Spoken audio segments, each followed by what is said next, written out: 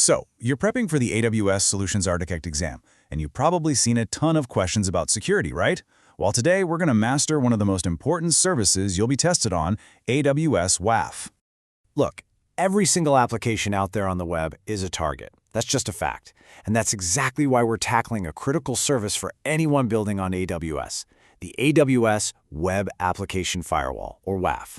Honestly, understanding this is absolutely key to building secure architectures and, acing your certification. We're going to start with the basics. Then we'll compare WAF to AWS Shield. That's a big one. We'll see how it all works under the hood, check out its features, and wrap up with some best practices that'll get you totally exam ready.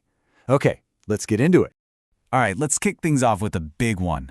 What exactly is AWS WAF, and what problem is it really here to solve?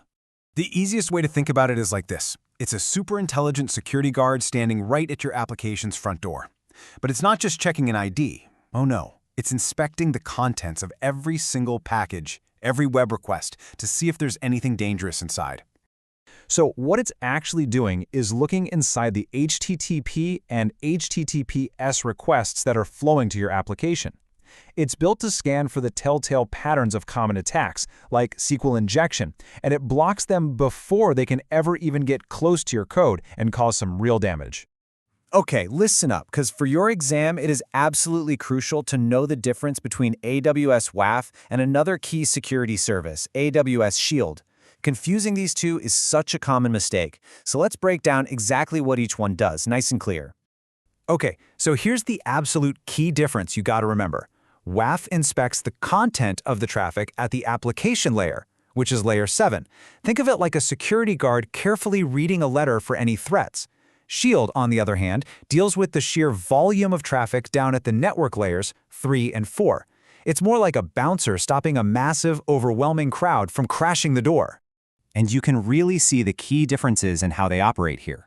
WAF gives you this amazing, granular control with rules you can customize yourself. Shield, it's mostly automated to just fight off those huge DDoS attacks. So, the big takeaway here? They're not competing services. Nope. The best, most secure architecture uses them together for a really strong, multi-layered defense.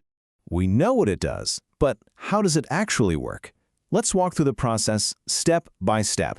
This flow is so simple, but it's incredibly powerful. Traffic comes in and hits an AWS endpoint, think CloudFront or an application load balancer. It's immediately checked against your set of rules, which is called a web ACL.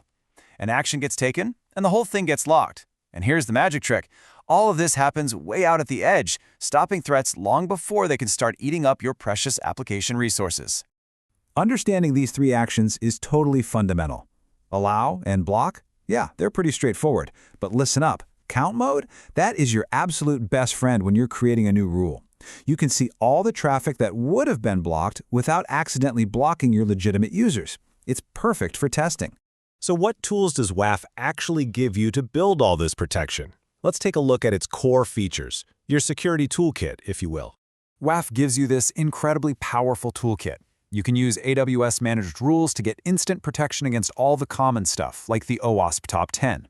Then you can get really specific and write your own custom rules to block traffic from certain IPs or that contain malicious-looking code. And this is a big one for your exam. You can use rate limiting to completely shut down brute force attacks on your login page. Super useful.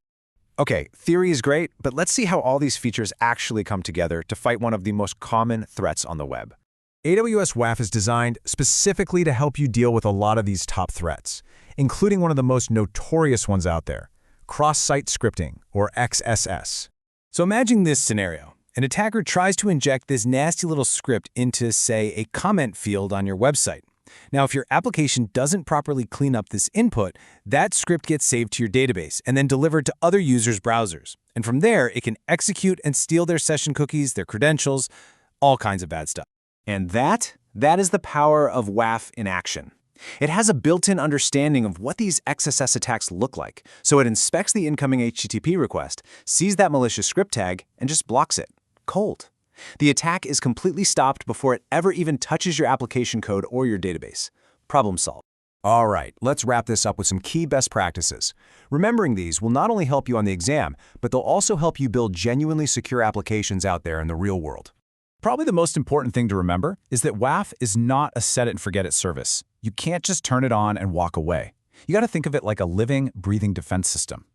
Always start with the AWS managed rules for a strong baseline, and then use your logs and metrics in CloudWatch to continuously fine-tune your rules and respond to whatever new threats pop up. And that right there is the mindset of a solutions architect, building a resilient security posture that evolves. Proactive monitoring is every bit as critical as the initial setup. Master that concept and trust me, you'll be well on your way to acing that exam. Thanks for joining me on this explainer.